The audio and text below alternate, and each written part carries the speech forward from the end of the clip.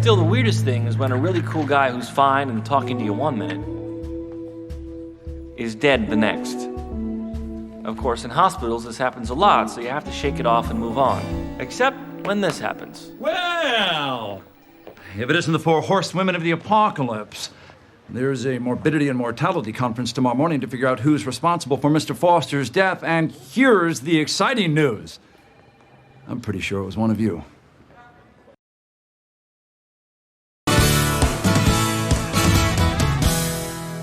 So, a patient was dead, and one of us was gonna be blamed. Dude, you've gotta change that cell phone ring. You think so, huh? Mom, not now. With morbidity and mortality conferences, the first question sets the tone for the whole day. Who the hell ate my scone? That would be me, Bobo, and it was delicious. My compliments to the little lady. I made those. I know. Dorian, you admitted Mr. Foster with coughing and shortness of breath. Is that correct? Yes. Mic check.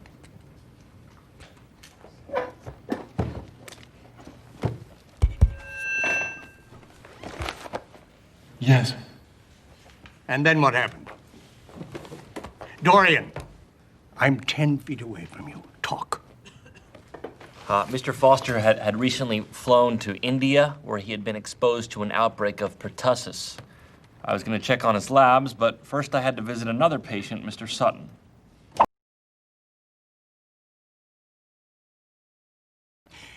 In the end, when Mr. Foster started coughing up blood, the on-call surgeon was stuck in traffic. The nursing staff was busy losing the lottery. His original doctor was thanking a garbage man. And the covering physician was incapacitated. And what was Mr. Foster doing? He was dying in the hands of the interns. How did I do, Dr. Dorian? Sorry I'm late. I got the keys to my Miata stuck in the cadaver. Cut to the chase there, pea-pants. Mr. Foster's death was the result of a pulmonary embolism, probably caused by the 21-hour flight he was on from India. Dr. Flannery, the radiologist, should have caught it on the scan. Working from an inaccurate report, there was nothing any of you could have done to prevent Mr. Foster from passing. Which, I guess, leads us to you, Dr. Flannery. After a day like today, there's really only one thing you can do.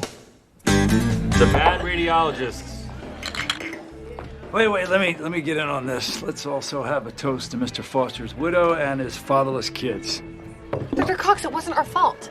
No, because you were lucky. You know as well as I do, it could have been any one of your faults. Congrats again. Have a swell party. It's never easy when someone accuses you of screwing up, especially when you know it's true.